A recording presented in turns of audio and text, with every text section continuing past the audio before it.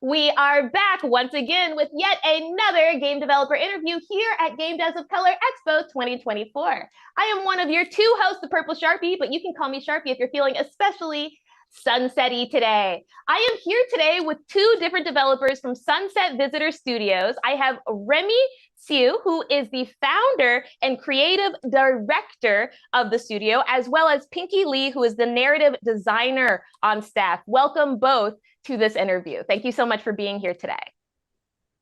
Thanks for having us. So Pinky, you all just came out with a brand new project, 1000xRESIST. Give me a quick synopsis about what this game is about. I would say 1000xRESIST is a narrative-heavy adventure game that takes place in the far, far future, where you play as a clone in a society of clones that worships the last remaining human on Earth that you call the ALLMOTHER. Post-apocalyptic, generational trauma, check, check. Let's roll through the rest of this trailer to see what this game has in store.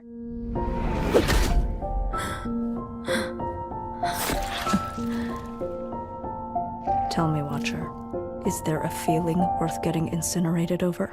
Love your mother and trust in her teachings. Do your duties and carry out your function for a future far from sin or incineration.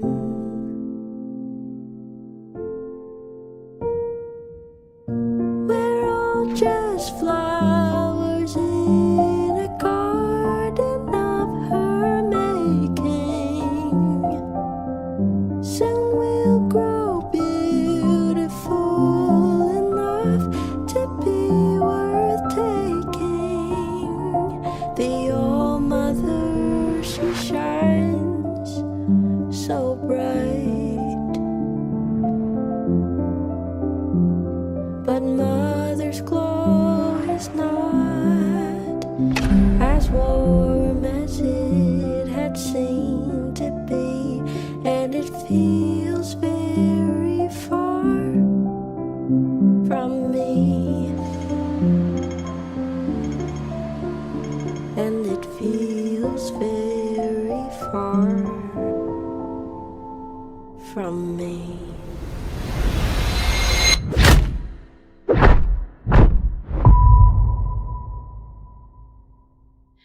The overarching society is post-apocalyptic. We see exclusively femme-presenting people given titles based upon their occupation as opposed to their name. But the underlying story that occurs inside the past actually occurs between two different girls, one by the name of Iris, who's formerly known as the All-Mother inside the post-apocalyptic world, and a family member or possibly relative of her named Jiao.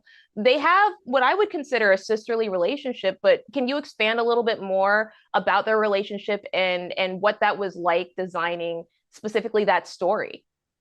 Yeah, I would say that Remy had already kind of laid the soil for the relationship that they were going to have. So they are perhaps arguably contestable best friends. One person's somebody else's best friend, and it doesn't go both ways necessarily. And there's a lot going on there. There's bullying, there's lateral violence, there's definitely love and romance.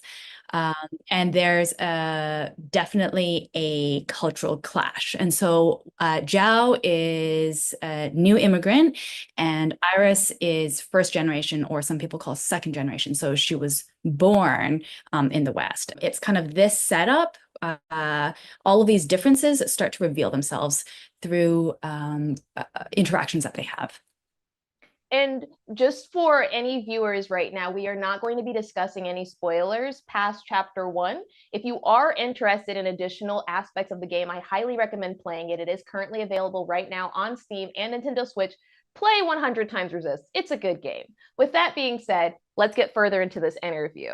Additionally, inside of chapter 1, to kind of expand on what you said, between Iris and Zhao, we see moments of bullying that specifically occur between a lot of people who have either been born here to a family of immigrants or are second generation, as you said, and people that have transferred here later on. We see a lot of traditional Cantonese being used by Zhao inside of her conversations with Iris, because she doesn't necessarily understand or have the best understanding of the English language yet. So talk to us about the conversations that Iris and Zhao have inside of chapter 1, where we kind of see them clash, not just necessarily between their cultural differences, but also between, I would say, more of how they're perceived from a Western perspective inside of this Western-based school. Yeah, that's a great question. What I think about is assimilation as survival. And I think it's really, and I think it's a very complicated thing. You're not necessarily certain. Like in some ways in chapter 1, there was an interest for us in the writing room to, I don't want to say vilify Iris, but kind of show her aggressive and violent hand. And then allow that to be something that is unpacked later on in the game. And so I think that there's so much going on for Iris in terms of, you know, when you're 17 years old and you're, we know kids are cruel. And I think she's in, you know, high school is like a mini society where everyone, you know, it's very dog eat dog. We even have a chapter called Dog Eat Dog. And so really she's up against, exactly as you say, how she's perceived, and she's been carefully tending and curating this perception. And for a lot of folks, I think, who are POC, they're constantly having to battle like how, you know, what they keep to themselves and what they present. And I think that when Zhao shows up, she kind of ruptures and starts to ruffle the feathers of this presentation that Iris has kept. And yet she's, you know, her family has told her to look after Zhao, and Zhao follows her around, and she has feelings for Zhao. And so it's just this, there's a lot of dynamics, and there's a lot of social pressure that I think that moves Iris to do certain things and say certain things. And I think that's also the case with Zhao, except that because Zhao is less cultured in that society, I think that in many ways, the way that Zhao, even though one could argue that she's less English proficient, I think she definitely wears her heart on her sleeve, and is just kind of wondering why Iris doesn't want to be her friend.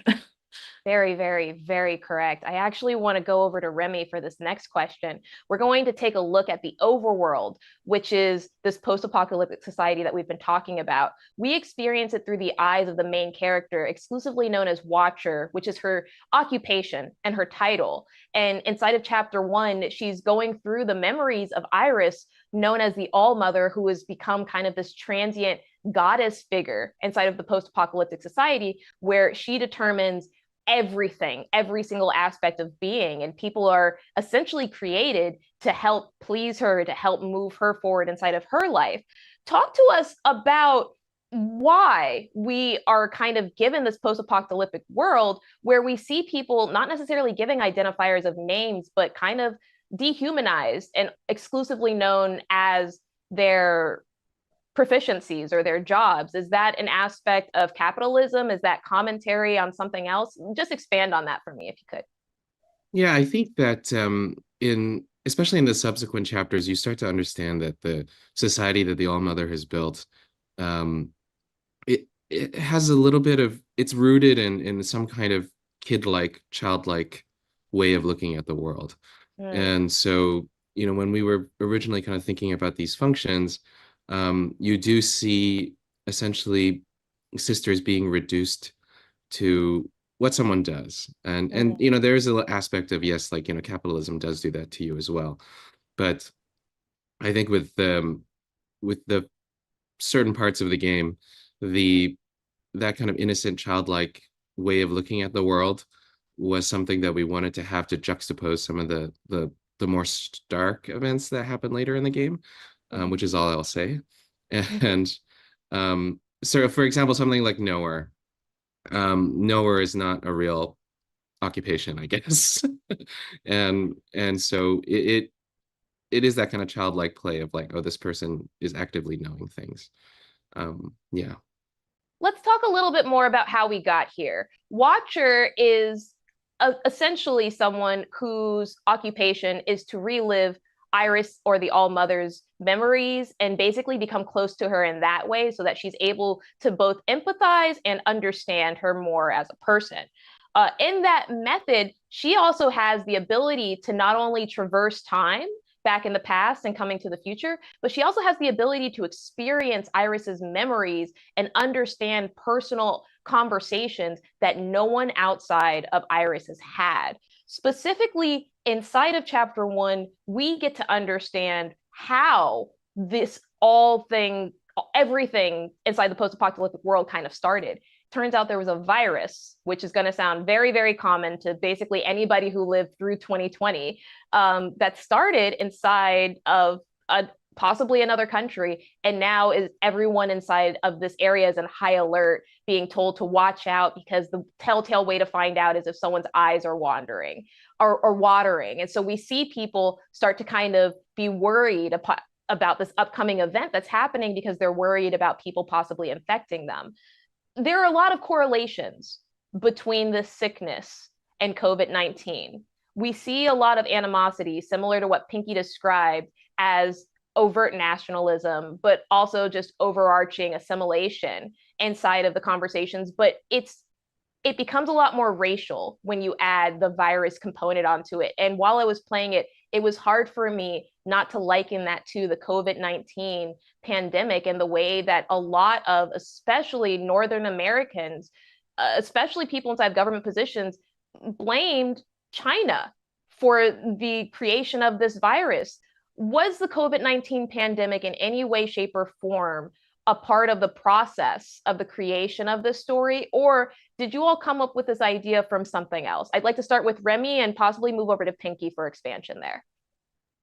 Yeah, I mean, the whole reason this game exists is because of the pandemic. And so absolutely, COVID had a real role to play in the creation of the game and the ongoing continuation of the development. You know, our backgrounds are in the performing arts, and so we were largely doing that before the pandemic. But then when the pandemic happened, we couldn't practice performing arts anymore. So that was when I had kind of decided that I should start making a prototype, which is funny because I think it kind of coincided. Was it the first year of Game Devs of Color? But I remember watching Game Devs of Color and then working on the prototype in 2020. So kind of trapped inside, right? So I would say that was actively a part of the development and how we kind of came into the story and really the feeling of isolation that the history that we had experienced so recently, like 2019, 2018, felt so alienated and so far away in 2020. And so there was this very real moment where it was just like, oh yeah, like our immediate life just before is almost unreachable now. And so that kind of strange in-between space, especially during lockdown, was kind of leaked into chapter 1 quite a lot, and then throughout the rest of the game.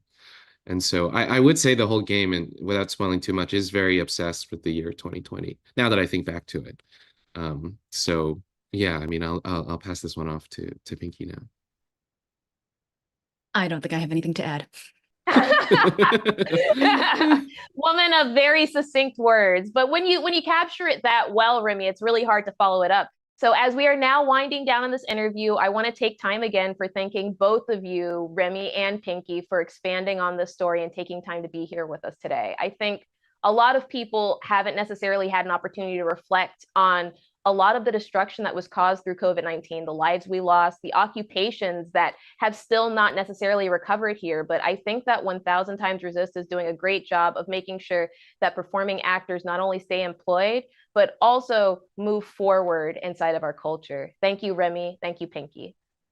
Thank you. Thanks.